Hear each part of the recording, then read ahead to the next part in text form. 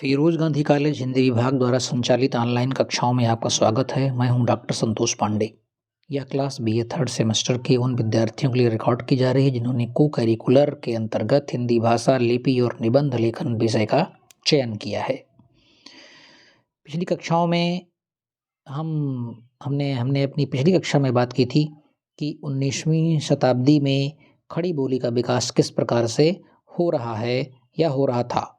तो मैंने चर्चा की थी अपनी पिछली क्लास में कि 19वीं शताब्दी के पहले खड़ी बोली का विकास किस प्रकार से हुआ, और आज इस क्लास में हम चर्चा करेंगे कि 19वीं शताब्दी के बाद खड़ी बोली का विकास किस प्रकार से हुआ। अब देखिए, होता क्या है कि 19वीं शताब्दी के बाद कुछ सामाजिक और राजनीतिक परिवर्तन आपको दिखाई पड़ेंगे। क्या कि 19वीं शताब्दी तक पहुँचते पहुँचते भारत पर अंग्रेज़ों की सत्ता स्थापित हो जाती है, अंग्रेज़ों का राज्य स्थापित हो जाता है। अब उन अंग्रेज़ों के लिए ये बहुत ज़रूरी हो गया था कि वो अपना राजकाज बहुत अच्छे ढंग से चलाएं। अच्छे ढंग से चलाने के लिए उनको एक बहुत बड़े टूल की आवश्यकता थी, और वो टूल था भाषा। यानी राजकाज को अच्छे ढंग से चलाने के लिए अब उनको यहाँ की भाषा को सीखने की आवश्यकता थी। उस समय की हम बात करें तो उस समय उनके सामने हिंदी की दो धाराएं थी। कौन कौन सी धाराएं थीं? एक तो था हिंदी के बोलचाल का रूप, और दूसरा था मुस्लिम दरबारों से होता हुआ जो आया था रूप, वो था। यानी एक तो हिंदी के बोलचाल का रूप था जो आम आदमी समाज में बोला करते थे, और दूसरा रूप क्या था? जो मुस्लिम दरबारों से होता हुआ आया था। और जो ये दूसरा रूप है, ये वो रूप था जिसका प्रयोग मुसलमानों द्वारा होता था, और इसी का नाम पड़ा क्या? उर्दू। लेकिन जब हम दैनिक कार्यों के बोलचाल की भाषा को ही अपने राजकाज के कार्य के लिए उसका आधार बना सकते हैं, तो सामान्य प्रशासन के लिए जिस भाषा की आवश्यकता थी, उसके लिए तो हमें वही भाषा चाहिए थी जन सामान्य के बीच प्रयुक्त होने वाली थी या हो रही थी, और वो थी खड़ी बोली। तो सामान्य प्रशासन के लिए जिस भाषा की आवश्यकता थी, उसके लिए जन सामान्य के बीच प्रयुक्त होने वाली खड़ी बोली को ही लिया जा सकता था। वो जो मुसलमानों के माध्यम से आई हुई उर्दू थी, उसका सहारा अंग्रेज नहीं ले सकते थे। इस प्रकार से सत्ता का सहयोग मिला खड़ी बोली को, सत्ता की स्वीकृति मिली इसको, और धीरे धीरे इसका विकास प्रारंभ हुआ। अच्छा, अंग्रेजों द्वारा खड़ी बोली को अपनाने के कुछ एक आध और कारण थे। अगर उन कारणों की हम बात करें तो ये तो सबसे बड़ा एक कारण था कि बंगाल में ईस्ट इंडिया कंपनी का जिन शक्तिशाली लोगों से या सामंतों से पहली बार संपर्क हुआ, उनके दरबारों में खड़ी बोली का ही प्रचलन था। दूसरा क्या हुआ? अंग्रेजी सरकार ने अपनी सुविधा के लिए टाइपिंग जो यंत्र है, यानी मुद्रण यंत्र है, उसे स्थापित किया। तो उसको स्थापित करने में क्या हुआ कि खड़ी बोली में अंग्रेजी से ट्रांसलेटेड सामग्री आने लगी। यानी मैटर होता था अंग्रेजी का, और वो चूंकि आपको हिंदी बेल्ट में काम करना है, हिंदी पट्टी में काम करना है, तो अंग्रेजी से काम चलेगा नहीं। तो उस अंग्रेजी वाली सामग्री का हिंदी खड़ी बोली में उन मुद्रण यंत्रों द्वारा ट्रांसलेशन करके उसे प्रकाशित किया जाने लगा। इस प्रकार 19वीं शताब्दी के आरंभ में ही खड़ी बोली हिंदी गद्य की एकदम, आप समझ लीजिए कि बेसिक भाषा बन गई। अब बिना इसके काम चलने वाला नहीं था। लेकिन अभी भी व्यवस्थित ढंग से खड़ी बोली का विकास होना बाकी था। और इस काम को किया किसने? इस काम को किया कलकत्ता में स्थापित एक कॉलेज ने, और उस कॉलेज का नाम है fort William college. Fort William college की स्थापना अंग्रेजों ने कराई, और उनके पीछे उनका अपना हित था। क्या हित था? ये हित था कि इस कॉलेज के माध्यम से हम भाषा पर अपनी पकड़ बनाएंगे, और भाषा को हम सीखेंगे, अपने अधिकारियों को सिखाएंगे, ताकि वे उसी भाषा को बोलें, उसी भाषा में व्यवहार करें जिस भाषा में हमको शासन करना है, उस भाषा के लोग हम पैदा कर सकें। हमारे जो अंग्रेजी पढ़े लिखे लोग हैं, वे उस भाषा को सीखें जिस भाषा में हमें इस हिंदुस्तान में अपना राजकाज चलाना है। तो ये सारा काम किसके माध्यम से हुआ? फोर्ट विलियम कॉलेज की स्थापना के माध्यम से हुआ। और इसमें एक बहुत बड़ा नाम आता है, उसका नाम है लॉर्ड वेलेज़ली। लॉर्ड वेलेज़ली जो अंग्रेजी अफ़सर थे, उनको इस भाषा की शिक्षा दिलाना चाहते थे, इसलिए उन्होंने फोर्ट विलियम कॉलेज की स्थापना की। और एक और नाम आता है जॉन गिलक्राइस्ट का। जॉन गिलक्राइस्ट को हिंदी के प्रचार प्रसार के लिए उन्हें नियुक्त किया गया, एक प्रकार से उनको मुखिया बनाया गया कि आप हिंदी भाषा के प्रचार प्रसार को अंग्रेजी अफसरों के बीच में आप इस काम को देखेंगे। क्या नाम था? John Gilchrist. तो जॉन गिलक्राइस्ट की एक अपनी मान्यता थी कि हिंदुस्तानी की 3 शैलियाँ हैं। हिंदुस्तानी यानी हिंदुस्तान में बोली जाने वाली भाषा, उसकी 3 शैलियाँ हैं। पहली शैली वो कहते थे कि दरबारी फारसी शैली है, दूसरी कहते थे कि हिंदुस्तानी शैली या उर्दू शैली है, और तीसरी कहते थे कि हिंदी या गंवारू शैली है। एक बार फिर से देख लीजिए। पहली शैली वो कहते थे दरबारी और फारसी, यानी दरबारी फारसी यानी दरबार में बोली जाने वाली फारसी।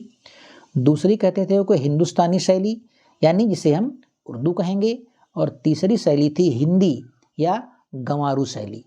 तो गिलक्राइस्ट ने इन तीनों शैलियों में से दूसरी शैली यानी उर्दू को महत्व दिया। उन्होंने जिसे उर्दू कहा था वह खड़ी बोली का ही रूप था। उर्दू कहने का मतलब कि वो खड़ी बोली का ही रूप था। चूंकि खड़ी बोली में ही कामकाज करना था, इसलिए गिलक्राइस्ट महोदय ने उस उर्दू यानी हिंदुस्तानी शैली को प्रेफरेंस दिया, ज़्यादा महत्व दिया। मैं थोड़ा और बीता, 1802 ईस्वी आता है, और 1802 ईस्वी में इस कॉलेज में एक और प्रोफेसर की नियुक्ति होती है। उनका नाम होता है लल्लू लाल। ये भाषा मुंशी के पद पर इनकी नियुक्ति होती है, नाम होता है लल्लू लाल। और फिर यहाँ से, इस मंच से तमाम सिलेबस की पुस्तकें प्रकाशित होती हैं, जिनमें पाठ्य पुस्तकें प्रकाशित होती हैं, जिनमें आपको सिंहासन बत्तीसी, बैताल पचीसी, शकुंतला नाटक आदि बहुत इम्पॉर्टेंट रचनाएं आपको देखने को मिलेंगी। जो जॉन गिलक्राइस्ट थे, प्रमुख थे, उन्होंने भी 2 रचना लिखी। उनकी जो पहली पुस्तक है उसका नाम है डिक्शनरी ऑफ इंग्लिश एंड हिंदुस्तानी, और दूसरी जो रचना है उसका नाम है हिंदुस्तानी व्याकरण। पहली रचना इनकी कौन सी है? इनकी पहली रचना है डिक्शनरी ऑफ इंग्लिश एंड हिंदुस्तानी, और दूसरी रचना है इनकी हिंदुस्तानी व्याकरण। तो इन दोनों रचनाओं के माध्यम से जॉन गिलक्राइस्ट ने भी अपना पूरा प्रयास हिंदी भाषा यानी खड़ी बोली को विकसित करने में लगाया। अब अगर आप देखेंगे तो मैंने अभी आपको पहले बताया कि जो जॉन गिलक्राइस्ट थे वे उर्दू के पक्षधर थे, तो फोर्ट विलियम कॉलेज का जो पूरा माहौल था वो उर्दूमय था, उर्दू का था। लेकिन जो लल्लू लाल जी भाषा मुंशी के पद पर स्थापित हुए, यानी उनकी नियुक्ति की गई 1802 ईस्वी में, वे ब्रज भाषा से प्रभावित खड़ी बोली में साहित्य लिखा करते थे। और इनको साथ मिला एक और दूसरे व्यक्ति का, उनका नाम था सदल मिश्र। ये भी हिंदी खड़ी बोली में साहित्य लेखन करते थे, लेकिन इनकी खड़ी बोली पर पूर्वी हिंदी का प्रभाव अधिक था। इसी समय के आसपास 2 लोग और आते हैं जिनका संबंध फोर्ट विलियम कॉलेज से नहीं था। ये कौन कौन से हैं? ये 2 लोग अपना फ्रीलांसिंग कर रहे थे, यानी स्वतंत्र लेखन कर रहे थे, और ये नाम है, एक है मुंशी सदा सुखलाल नियाज और दूसरे हैं मुंशी इंसा अल्लाह खां। तो मुंशी सदा सुखलाल नियाज ने विष्णु पुराण के एक प्रसंग पर एक ग्रंथ लिखा, और मुंशी इंसा अल्लाह खां ने रानी केतकी की कहानी नामक एक कृति लिखी। अब आप क्या देख रहे हैं? अब आप देख रहे हैं कि हमारे सामने 4 लोग आ गए हैं। कौन कौन? लल्लू लाल जी, सदल मिश्र जो फोर्ट विलियम कॉलेज में नियुक्त थे, वे हिंदी खड़ी बोली को विकसित करने में अपनी पूरी जी जान से कोशिश कर रहे थे, वे उसी के लिए नियुक्त ही थे, उनको सैलरी मिलती थी। और उसके बाद फोर्ट विलियम कॉलेज के बाहर 2 लोग और आए, जिनमें से एक का नाम है मुंशी सदा सुखलाल नियाज और दूसरे का नाम है मुंशी इंसा अल्लाह खां। तो अब ये 4 लोग हो गए। कौन कौन? लल्लू लाल, सदल मिश्र, सदा सुखलाल और इंसा अल्लाह खां। इन चारों महानुभावों ने हिंदी भाषा यानी खड़ी बोली के विकास में पर्याप्त सहयोग दिया। इसमें जो एक नाम हमने आपको बताया, मुंशी सदा सुखलाल नियाज, इनकी जो भाषा है, इनके बारे में कहा जाता है कि इन चारों लोगों में से जो टकसाली भाषा है, यानी जो परिनिष्ठित भाषा है, जो स्टैंडर्ड खड़ी बोली है वो मुंशी सदा सुखलाल नियाज के ही पास थी। इन चारों में सबसे ज़्यादा जो अच्छी भाषा थी खड़ी बोली को लेकर के लेखन में वो किसकी थी? मुंशी सदा सुखलाल नियाज की। इनके बाद जो दूसरे टकसाली भाषा प्रयोग करने वाले हैं उनका नाम है मुंशी इंशा अल्लाह खां। और आप जानते हैं कि इंशा अल्लाह खां की एक बहुत प्रसिद्ध रचना जिसका हमने अभी नाम लिया, रानी केतकी की कहानी, ये हिंदी साहित्य के इतिहास में इसे कहते हैं कि ये प्रथम कहानी होने का इसे गौरव प्राप्त है। तो मुंशी जी की जो भाषा थी वो बड़ी सहज थी, बड़ी आत्मीयता थी उसमें और घरेलूपन के दर्शन होते थे। हालांकि सदा सुखलाल के बाद टकसाली भाषा लिखने में इनका नंबर 2 नाम पर आता था। तीसरे आदमी की हम बात करते हैं लल्लू लाल की। तो लल्लू लाल जी ने वैसे तो कई किताबें लिखी, लेकिन इनका जो सबसे प्रसिद्ध ग्रंथ है जिनके कारण इनको सर्वाधिक प्रसिद्धि मिली उसका नाम है प्रेम सागर। क्या नाम है? प्रेम सागर। इसे आप याद रखेंगे। इंशा अल्लाह खां की रानी केतकी की कहानी याद रखेंगे, लल्लू लाल का आप याद रखेंगे प्रेम सागर। प्रेम सागर के कारण इनको बड़ी प्रसिद्धि मिली। प्रेम सागर में इन्होंने क्या लिखा? जो श्रीमद् भागवत है उसके 10वें स्कंध की कहानी को उन्होंने लिया और उसको कुछ अपना रंग देकर के इन्होंने प्रेम सागर नामक ग्रंथ की रचना करी। लल्लू लाल जी के ही नाम के साथ एक और नाम जुड़ता है। पूर्व में हमने नाम लिया आपका, सदल मिश्र नाम था। तो सदल मिश्र ने 2 रचनाएं की, इनको याद रखेंगे। एक का नाम है नासिकेतोपाख्यान और दूसरे का नाम है अध्यात्म रामायण। ये बड़ी प्रसिद्ध रचनाएं हैं, इनको बड़ी प्रसिद्धि मिली।